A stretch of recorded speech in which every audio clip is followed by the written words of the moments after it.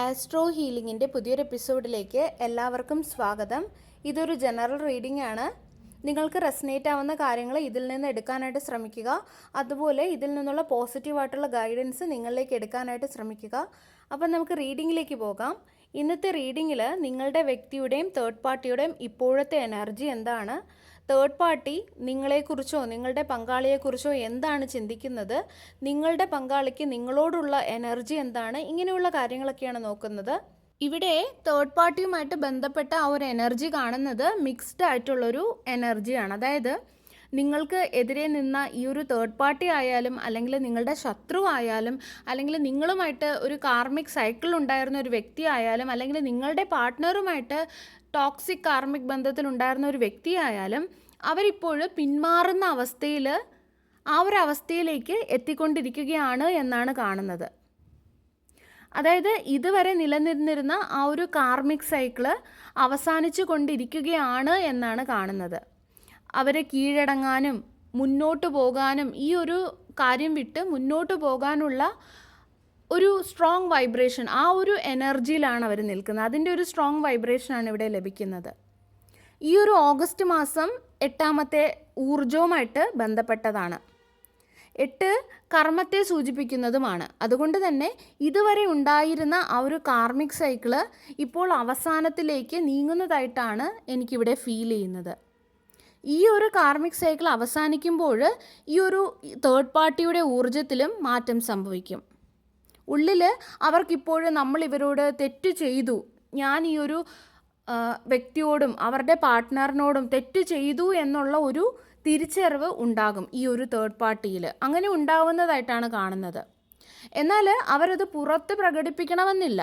എന്നാൽ നിങ്ങളോട് തെറ്റ് ചെയ്തതിന് ശേഷം അവർ നേരിട്ട സാഹചര്യങ്ങളും അവരനുഭവിച്ച ശക്തമായിട്ടുള്ള ആ ഒരു കർമ്മഫലങ്ങളും അവരെ പല കാര്യങ്ങളും തിരിച്ചറിയാനായിട്ട് പ്രേരിപ്പിക്കും എന്നിവിടെ കാണുന്നുണ്ട്. അവരുടെ ജീവിതത്തിൽ അവർക്ക് ബുദ്ധിമുട്ടുകളും വിഷമങ്ങളും ഇതുപോലുള്ള തിരിച്ചടികളും കിട്ടിയ സമയത്ത് അവർ ഏതെങ്കിലും താന്ത്രികന്മാരെയോ അല്ലെങ്കിൽ ജ്യോതിഷികളെയോ അല്ലെങ്കിൽ ഏതെങ്കിലും പള്ളിയിലെ ആൾക്കാരെയോ ആരെങ്കിലുമൊക്കെ സമീപിച്ച് നിങ്ങളുടെ ഊർജം പരിശോധിച്ചിട്ടുണ്ടാകാം. അപ്പോഴെല്ലാം നിങ്ങളുടെ ഊർജം വളരെ പോസിറ്റീവായിട്ടും വളരെ പവർഫുള്ളായിട്ടും ആയിരിക്കും കാണപ്പെട്ടത്. അത് അവരോട് പറഞ്ഞിട്ടുമുണ്ട്.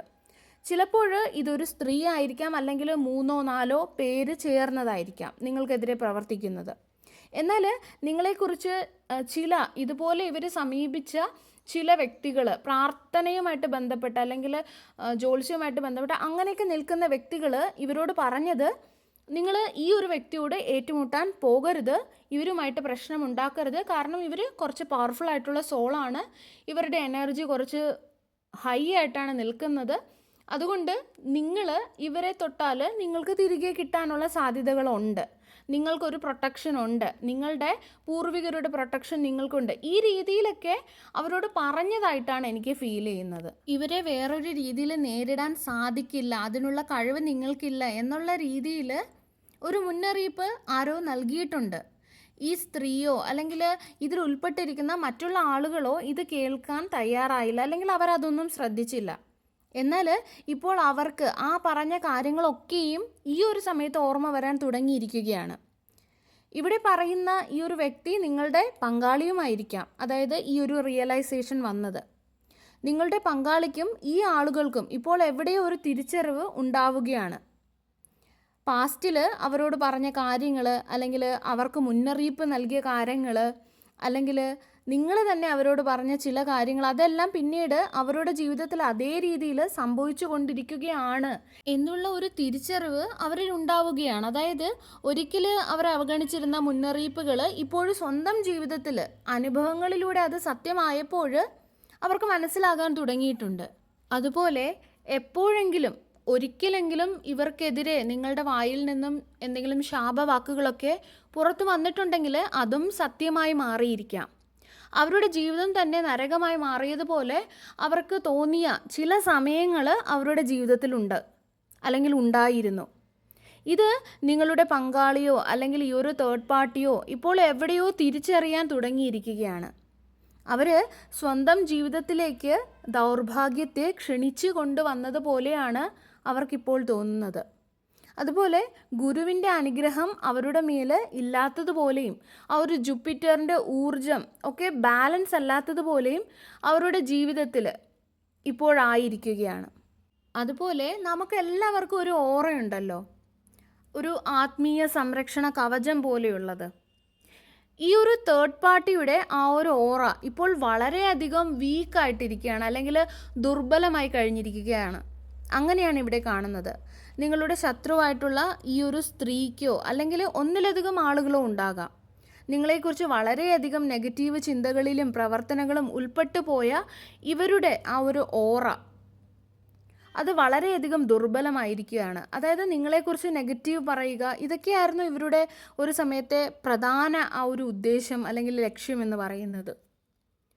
ഇവരുടെ പ്രധാന ഒരു ലക്ഷ്യം എന്ന് പറയുന്നത് നിങ്ങളെ നിങ്ങളുടെ പങ്കാളിയിൽ നിന്നും വേർപെടുത്തുക എന്നുള്ളതായിരുന്നു.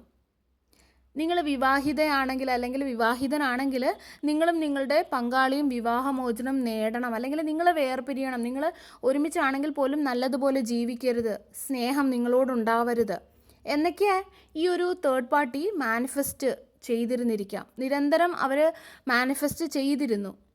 എന്നാൽ ഈ കാര്യം വളരെ തെറ്റാണ്. കാരണം മറ്റൊരാളെ വേർപെടുത്തുന്നത് അല്ലെങ്കിൽ ഒരു കപ്പിൾസിനെ, വിവാഹം കഴിച്ച ആൾക്കാരെ അടുത്തു നിന്ന് മാറ്റുന്നത്, അവർ തമ്മിൽ സ്നേഹമില്ലാതെ ആക്കുന്നത്, അങ്ങനെയൊക്കെ മാനിഫെസ്റ്റ് ചെയ്യുന്നത്, അതെല്ലാം വലിയ തെറ്റാണ്. അങ്ങനെയൊന്നും ചെയ്യാനേ പാടില്ല. ദൈവം കൂട്ടിവെച്ച ആ ഒരു ബന്ധത്തെ പിരിക്കാൻ മനുഷ്യന് അവകാശമില്ല. അത് മനഃപൂർവ്വമായിട്ട് ഒരു വ്യക്തി ചെയ്യുന്നുണ്ടെങ്കിൽ, അത് എനർജറ്റിക്കലി ആയാലും അല്ലെങ്കിൽ സംസാരത്തിലൂടെ ആയാലും ബ്രെയിൻ വാഷിങ്ങിൽ കൂടെ ആയാലും മാനിപ്പുലേഷനിൽ കൂടെ ആയാലും എങ്ങനെയായാലും അത് തെറ്റാണ്. കാരണം ദൈവം കൂട്ടിവെച്ച ഒരു ബന്ധം വേർപെടുത്താൻ മനുഷ്യന് യാതൊരു അവകാശവുമില്ല. മറ്റുള്ളവരെ സ്നേഹിക്കാൻ അനുവദിക്കൂ, സ്നേഹിക്കുക, സ്നേഹിക്കപ്പെടുക എന്നൊക്കെ പറയുന്നത് വളരെ വലിയ ഒരു കാര്യമാണ്. അല്ലെങ്കിൽ അത്രയും നല്ലൊരു ഫീലിംഗ് അല്ലേ, അത്രയും നല്ലൊരു കാര്യമല്ലേ. അങ്ങനെ ആരെങ്കിലുമൊക്കെ ചെയ്യുന്നുണ്ടെങ്കിൽ അവരെ ആ ഒരു സ്നേഹത്തെ പ്രൊട്ടക്റ്റ് ചെയ്യാൻ വേണം കൂടെ നിൽക്കുന്നവർ ശ്രമിക്കേണ്ടത്. അത് ബന്ധുക്കളായാലും ഫാമിലി ആയാലും ഫ്രണ്ട്സ് ആയാലും ആരായാലും അങ്ങോട്ടും ഇങ്ങോട്ടും ആ ഒരു സ്നേഹത്തെ സംരക്ഷിക്കാൻ കൂടെ നിൽക്കുകയാണ് വേണ്ടത്, അല്ലാതെ അത് നശിപ്പിക്കാനല്ല. അങ്ങനെ ചെയ്യുന്നതെല്ലാം തെറ്റാണ്. അങ്ങനെ മാനിഫെസ്റ്റ് ചെയ്തിട്ടുണ്ടെങ്കിൽ അത് വളരെയധികം തെറ്റാണ്. അതിനുള്ള ആ ഒരു കർമ്മ എന്ന് പറയുന്നത് അതേ രീതിയിൽ തന്നെ ആയിരിക്കും. അതുപോലെ ഈ ഒരു തേർഡ് പാർട്ടി എന്ന് പറയുന്നത് ഒരു റൊമാൻറ്റിക് തേർഡ് പാർട്ടി ആയാലും അല്ലെങ്കിൽ കുടുംബമോ വീട്ടുകാരോ ആരായാലും നിങ്ങളെയും നിങ്ങളുടെ പങ്കാളിയെയും വേർപെടുത്തണമെന്ന് ആഗ്രഹിച്ചിട്ടുണ്ടെങ്കിൽ ഇപ്പോൾ അതിന് സമാനമായിട്ടുള്ള ആ ഒരു സാഹചര്യങ്ങൾ അവരുടെ സ്വന്തം ജീവിതത്തിലും ഉണ്ടാകുന്നതായിട്ടാണ് ഈ ഒരു റീഡിങ്ങിൽ നമുക്ക് കാണാൻ സാധിക്കുന്നത്. അതായത് അവരവരുടെ പങ്കാളികളുമായിട്ട് വഴക്കുകൾ ഉണ്ടാകുന്നത്, അവർ തമ്മിൽ ഒരു മാനസികമായിട്ടുള്ളൊരു അകലം ഉണ്ടാകുന്നത്, അവർ തമ്മിൽ നോ കോണ്ടാക്റ്റിൽ പോകുന്നത്, അവർ തമ്മിൽ വേർപിരിയാമെന്ന് ചിന്തിക്കുന്നത്, വിവാഹമോചനത്തിന് സമാനമായിട്ടുള്ള സാഹചര്യങ്ങൾ ഉണ്ടാകുന്നത്, അങ്ങനെയൊക്കെ. കാരണം അവർ നിങ്ങളുടെയും നിങ്ങളുടെ പങ്കാളിയുടെയും കാര്യത്തിൽ അത്തരമൊരു വേർപിരിയൽ ആഗ്രഹിച്ചിരുന്നു എന്നാണ് ഇവിടെ കാണുന്നത്. ചിലരുടെ കാര്യത്തിൽ അവരുടെ പങ്കാളിയുടെ മരണം പോലും സംഭവിച്ചിട്ടുണ്ടാകാമെന്ന് ഇവിടെ കാണാം. അതായത് നിങ്ങളെയും നിങ്ങളുടെ പങ്കാളിയെയും വേർപെടുത്താനായിട്ട് അവർ ശ്രമിച്ചെങ്കിൽ അതിന് കർമ്മഫലമായിട്ട് അവരുടെ സ്വന്തം ബന്ധങ്ങളിലും അല്ലെങ്കിൽ അവരുടെ മക്കളുടെ ബന്ധങ്ങളിലും സമാനമായിട്ടുള്ള പ്രശ്നങ്ങൾ പ്രത്യക്ഷപ്പെടുന്നു എന്നതാണ് ഇവിടെ സ്ട്രോങ് ആയിട്ട് കാണാൻ സാധിക്കുന്നത്. ഇവിടെ ലഭിക്കുന്ന ഒരു സ്ട്രോങ് ആയിട്ടുള്ളൊരു വൈബ്രേഷൻ എന്ന് പറയുന്നത് ഈ വ്യക്തികൾക്കിടയിലും പ്രത്യേകിച്ച് വിവാഹ ബന്ധത്തിലുള്ളവരുടെ വിവാഹ ജീവിതത്തിലും ഇപ്പോൾ കാര്യങ്ങൾ ശരിയായ രീതിയിൽ പോകുന്നില്ല എന്നുള്ളതാണ്. ഇവിടെ ഉൾപ്പെട്ടിരിക്കുന്ന ഈ ഒരു തേർഡ് പാർട്ടി നിങ്ങളുടെ പങ്കാളിയുടെ സഹോദരങ്ങളാണെങ്കിൽ അല്ലെങ്കിൽ സഹോദരിയോ സഹോദരനാണെങ്കിൽ അവരുടെ വിവാഹ ജീവിതത്തിലും കാര്യങ്ങൾ അത്ര നല്ലതായിട്ട് കാണുന്നില്ല. വളരെയധികം ഇംബാലൻസ്ഡ് ആയിട്ടുള്ളൊരു സ്റ്റേജിലാണ്, അല്ലെങ്കിൽ അങ്ങനെ ഒരു ഊർജ്ജമാണ് ഇവിടെ കാണുന്നത്. എവിടെയോ നിങ്ങളുടെ പങ്കാളിയുടെ സഹോദരി നിങ്ങളുടെ പങ്കാളിയെ വളരെയധികം മാനിപ്പുലേറ്റ് ചെയ്യുകയും, അതായത് ഒരു സ്ത്രീയാണ്, നിങ്ങൾക്കെതിരെ തിരിക്കുകയും ചെയ്തിട്ടുണ്ടാകാം. കാര്യങ്ങൾ നടന്നിരിക്കുന്നത് ഏതാണ്ട് ഇങ്ങനെയാണെന്നാണ് ഇവിടെ എനിക്ക് ഫീൽ ചെയ്യുന്നത്. നിങ്ങളുടെ പങ്കാളിയുടെ അമ്മ മകളോട് ചില കാര്യങ്ങൾ പറയുകയും ആ മകൾ പിന്നീട് അത് സഹോദരനോട് പറയുകയും ചെയ്തിരിക്കാം. ഇവിടെ 3 പേരുടെ ഊർജം ആണ് കാണുന്നത്. അല്ലെങ്കിൽ ഇത് 2 സഹോദരിമാരോ സഹോദരിമാരാകാം, അവരെ പിന്തുണയ്ക്കുന്ന ഏതെങ്കിലും ഒരു നിങ്ങളുടെ പങ്കാളിയുടെ ഒരു കസിൻ ബ്രദറാകാം, അല്ലെങ്കിൽ 2 സഹോദരന്മാരാകാം. ആ ഒരു രീതിയിൽ 3 വ്യക്തികൾ. ഇവിടെ ജെൻഡർ ഞാൻ പറഞ്ഞത് നിങ്ങൾക്ക് നിങ്ങളുടേതായിട്ടുള്ള രീതിയിൽ എടുക്കാം. ഞാൻ നിങ്ങളുടെ പങ്കാളി എന്ന് പുരുഷനെയാണ് ഉദ്ദേശിച്ചത്, പക്ഷേ പുരുഷനാണ് കാണുന്നതെങ്കിൽ നിങ്ങൾക്ക് സ്ത്രീയുടെ രീതിയിൽ എടുക്കാം. നിങ്ങൾക്ക് റെസനേറ്റ് ആവുന്ന രീതിയിൽ നിങ്ങൾക്ക് ഈ ഒരു റീഡിംഗ് കാണാവുന്നതാണ്. അതുപോലെ നിങ്ങളും നിങ്ങളുടെ പങ്കാളിയും ഒരേ വീട്ടിലോ അല്ലെങ്കിൽ ഒരേ മേൽക്കൂരയ്ക്ക് കീഴിൽ താമസിക്കുകയാണെങ്കിൽ പോലും നിങ്ങൾക്ക് അങ്ങോട്ടും ഇങ്ങോട്ടും മനസ്സിലാകാത്തതുപോലെയും അങ്ങോട്ടും ഇങ്ങോട്ടും ഒരു മാനസിക അടുപ്പമില്ലാത്തതുപോലെയും ഒരു അകൽച്ചയും ഉണ്ടായ ഒരവസ്ഥയിലാണുള്ളത്. നിങ്ങളുടെ പങ്കാളി നിങ്ങളെ ബഹുമാനിക്കാതിരിക്കുക, അല്ലെങ്കിൽ നിങ്ങൾക്ക് യാതൊരു വിലയും തരാതിരിക്കുക, നിങ്ങൾക്കിടയിൽ നിരന്തരം വഴക്കുകളും തർക്കങ്ങളും ഉണ്ടാവുകയും ഒക്കെ ചെയ്യുന്നുണ്ടാകാം. നിങ്ങൾ ഭർത്താവും ഒരു ഭാര്യയും ഒക്കെ ആയിരുന്നിട്ടും ഒരു ഭാര്യ ഭർത്താവ് ബന്ധം എന്നുള്ള തരത്തിലുള്ള ഒരു അടുപ്പം നിങ്ങൾക്ക് ഇല്ലാത്തതുപോലത്തെ ഒരു അവസ്ഥയാണ് എനിക്കിവിടെ കാണുന്നത്. ഈ ഊർജം ഇവിടെ വളരെ ശക്തമായിട്ട് അനുഭവപ്പെടുന്നുണ്ട്.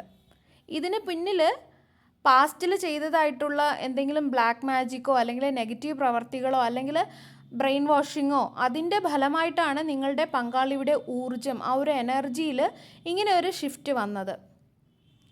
ഒരേ വീട്ടിൽ ഒരുമിച്ച് താമസിക്കുകയാണെങ്കിലും നിങ്ങൾ വീട്ടിലില്ലാത്ത സമയത്തോ അല്ലെങ്കിൽ നിങ്ങളുടെ പങ്കാളി ഒറ്റയ്ക്കിരുന്ന സമയത്തോ ചിലർ നിങ്ങളുടെ പങ്കാളിയോട് അല്ലെങ്കിൽ ഫോൺ വിളിച്ചായാലും നിങ്ങളുടെ പങ്കാളിയോട് നിങ്ങളെക്കുറിച്ച് എന്തൊക്കെയോ കാര്യങ്ങൾ പറയുകയും അവരെ നിങ്ങൾക്കെതിരായിട്ട് ചിന്തിപ്പിക്കുകയും ചെയ്യുന്ന ആ ഒരു ബ്രെയിൻ വാഷിംഗ് പോലുള്ള ഊർജ്ജമാണ് ഇവിടെ കാണുന്നത്. അതിൻ്റെയൊക്കെ ഫലമായിട്ട് നിങ്ങളുടെ പങ്കാളിയുടെ മനോഭാവം നിങ്ങൾക്കെതിരെ പൂർണ്ണമായിട്ടും തിരിഞ്ഞതായിട്ടാണ് എനിക്കിവിടെ ഫീൽ ചെയ്യുന്നത്. അതുപോലെ തന്നെ ഈ ഒരു തേർഡ് പാർട്ടിയും ഇപ്പോൾ നിരാശയിലാണ് അല്ലെങ്കിൽ നിരാശയിലായിരിക്കുകയാണ്. കാരണം ഇനി അടുത്തതായിട്ട് എന്ത് ചെയ്യണം, നിങ്ങൾക്കെതിരായിട്ട് എന്ത് നീക്കം നടത്തണം എന്നതുപോലും അവർക്ക് മനസ്സിലാകാത്തൊരവസ്ഥയാണ്. കാരണം നിങ്ങളെയും നിങ്ങളുടെ പങ്കാളിയെയും വേർപെടുത്താനായിട്ട് അല്ലെങ്കിൽ നിങ്ങൾ തമ്മിൽ ആ ഒരു സ്നേഹബന്ധം ഇല്ലാണ്ടാക്കാനായിട്ട് അവർ പലതരത്തിലുള്ള നീക്കങ്ങൾ നടത്തിക്കൊണ്ടേയിരുന്നു. അങ്ങനെ നടത്തി അവർക്ക് തന്നെ ഇപ്പോൾ ആ ഒരു ശ്രമങ്ങളിലൊക്കെ തളർന്നതുപോലെ അല്ലെങ്കിൽ ഹോപ്പൊക്കെ പോയതുപോലെയാണ്, അവർക്ക് മതിയായതുപോലെയാണ്. ഇനി എത്ര ശ്രമിച്ചാലും കാര്യങ്ങൾ തങ്ങളുടെ നിയന്ത്രണത്തിൽ ആകില്ല എന്നുള്ളൊരു തിരിച്ചറിവിൻ്റെ ഒരു ഘട്ടമാണിത്. അതുപോലെ തന്നെ മറ്റൊരാൾക്ക് ദോഷം സംഭവിക്കണമെന്ന് ആഗ്രഹിക്കുന്ന ഒരു വ്യക്തി ആണെങ്കിൽ ആ വ്യക്തിക്ക് എവിടെയെങ്കിലും അതിൻ്റെ ആ ഒരു പ്രതിഫലം സ്വന്തം ജീവിതത്തിൽ തന്നെ നേരിടേണ്ടതായിട്ട് വരും. നമ്മുടെ മനസ്സിൽ 24 മണിക്കൂറും എന്തൊക്കെ ചിന്തകളാണോ നടക്കുന്നത് എന്നുള്ളത് വളരെ പ്രധാനപ്പെട്ട ഒരു കാര്യമാണ്. കാരണം അത് പോസിറ്റീവായാലും നെഗറ്റീവായാലും നമ്മുടെ ചിന്തകളും മനോഭാവങ്ങളും ഒരു ദിവസം നമ്മുടെ ജീവിതത്തെ തന്നെ സ്വാധീനിക്കും. അതുകൊണ്ടാണ് മുതിർന്ന ആൾക്കാരും നമ്മുടെ ഗുരുക്കന്മാരും ഒക്കെ എപ്പോഴും പറയുന്നത് നമ്മുടെ ചിന്തകൾ ശുദ്ധമായിരിക്കണം, നമ്മുടെ മനസ്സ് ശുദ്ധമായിരിക്കണം, നമ്മുടെ വാക്കുകൾ ശുദ്ധമായിരിക്കണം എന്നൊക്കെ. നമ്മൾ മറ്റൊരാളെക്കുറിച്ച് എന്താണ് ചിന്തിക്കുന്നത്, എന്താണ് പറയുന്നത് എന്നതിൽ നിയന്ത്രണം ഉണ്ടായിരിക്കണം എന്നൊക്കെ പറയുന്നത് അതുകൊണ്ടാണ്. അവർ വെറുതെ അല്ല ഇങ്ങനെയൊക്കെ പറഞ്ഞത്. കാരണം നമ്മുടെ ചിന്തകളും പ്രവർത്തികളും ഒടുവിൽ നമ്മുടെ ജീവിതത്തെ തന്നെയാണ് സ്വാധീനിക്കുന്നത്. ആ കാര്യങ്ങളാണ് നമ്മുടെ ജീവിതത്തിലേക്ക് നമ്മൾ അട്രാക്റ്റ് ചെയ്യുന്നത്. അതേ സെയിം കാര്യം തന്നെയാണ് ഈ ഒരു തേർഡ് പാർട്ടി ഇപ്പോൾ അനുഭവിക്കുന്നത്. കാരണം പാസ്റ്റിൽ അവരുടെ ചിന്തകളും പ്രവർത്തികളും ഒക്കെ മോശമായിരുന്നു. അതിൻ്റെ പ്രതിഫലമാണ് അവർ ഇപ്പോൾ അനുഭവിക്കുന്നത്. അതുപോലെ പാസ്റ്റിൽ ഈ ഒരു തേർഡ് പാർട്ടി നിങ്ങളുടെ പങ്കാളിയെ ഒരുപാട് ആശയക്കുഴപ്പത്തിലാക്കിയിട്ടുണ്ടായിരിക്കാം, അല്ലെങ്കിൽ അവർക്ക് ഒരുപാട് ഓപ്ഷനുകൾ ഉണ്ട് എന്ന് അവരോട് പറഞ്ഞിട്ടുണ്ടായിരിക്കാം. അതായത് അവരുടെ സൗന്ദര്യവും വ്യക്തിത്വവും പണവും കുടുംബ പശ്ചാത്തലവും ഇതിലേതെങ്കിലുമൊക്കെ അവർക്ക് അമിതമായിട്ടുള്ള അഭിമാനം ഉണ്ടായിരുന്നിരിക്കാം. അവരുടെ കുടുംബം അവരെക്കുറിച്ച് ഇവർക്ക് ആരെയും ലഭിക്കും, എന്തും ലഭിക്കും, എന്തിൽ കൈവച്ചാലും അത് സ്വന്തമാക്കാം എന്നുള്ള തരത്തിലുള്ളൊരു മനോഭാവമായിരിക്കാം ഇവരിൽ വളർത്തി വെച്ചിരുന്നത്. ഇത്തരമൊരു മനോഭാവം യഥാർത്ഥത്തിൽ അഹങ്കാരത്തെയും അമിതമായിട്ടുള്ള ആത്മവിശ്വാസത്തെയാണ് കാണിക്കുന്നത്. അതിനാൽ ഇപ്പോൾ അവരുടെ അഹങ്കാരത്തിനാണ് ഇവിടെ തിരിച്ചടി ലഭിക്കുന്നത്. നിങ്ങളുടെ പങ്കാളിയായാലും അവരുടെ കുടുംബാംഗങ്ങളായാലും പുറത്തുള്ള ഒരു റൊമാൻറ്റിക് തേർഡ് പാർട്ടി ആയാലും അവരുടെ അഹങ്കാരം തകർന്നു പോകുന്ന തരത്തിലുള്ള അനുഭവങ്ങളാണ് അവരിപ്പോൾ നേരിടുന്നത്. കാരണം ഈ വ്യക്തികളുടെ ആ ഒരു മൈൻഡ് സെറ്റിൽ തന്നെ പ്രശ്നങ്ങളുണ്ടായിരുന്നു. ചില സാഹചര്യങ്ങളിൽ അവർ സ്ത്രീകൾക്ക് യാതൊരു വിലയുമില്ല എന്നുള്ള രീതിയിൽ പോലും ചിന്തിച്ചിരുന്നു. സ്ത്രീകളാണെങ്കിൽ പോലും മറ്റുള്ള സ്ത്രീകൾക്ക് വിലയില്ല എന്നുള്ള രീതിയിൽ നിങ്ങളുടെ വ്യക്തിയോട് പറഞ്ഞിട്ടുണ്ടാകാം, അല്ലെങ്കിൽ അങ്ങനെ ആ ഒരു രീതിയിൽ, അതായത് സ്ത്രീകൾക്ക് പോലും സ്ത്രീകൾക്ക് വില കൊടുക്കില്ല, പുരുഷന്മാരായാലും വില കൊടുക്കില്ല, ആ ഒരു രീതിയിൽ. ഒരു സ്ത്രീയെ ഉയർത്താൻ കൂടെ നിൽക്കണമെന്ന് പറയുകയല്ലേ, പക്ഷേ ഇതങ്ങനെയല്ല, താഴ്ത്താനാണ് ശ്രമിച്ചത്. അതുപോലെ മറ്റൊരു എനർജി ഇവിടെ കാണുന്നത് ചിലരുടെ പാർട്ട്ണറിനെയായിട്ട് ബന്ധപ്പെട്ടാണ്. അതായത് ചിലർ സ്ത്രീകൾക്ക് യാതൊരു വിലയുമില്ല എന്നുള്ള രീതിയിലാണ് അവരെ കാണുന്നത്. അതായത് ഒരാൾ പോയാൽ മറ്റൊരാൾ വരും, രണ്ടാമത്തെ അയാൾ പോയാൽ മൂന്നാമത്തെ ആൾ വരും എന്നൊക്കെയുള്ള വളരെ താഴ്ന്ന നിലവാരത്തിലുള്ള ചിന്താഗതിയുള്ള ചിലരുടെ എനർജി. ഇവരുടെ ഈ ഒരു മനോഭാവം തന്നെയാണ് പ്രശ്നം.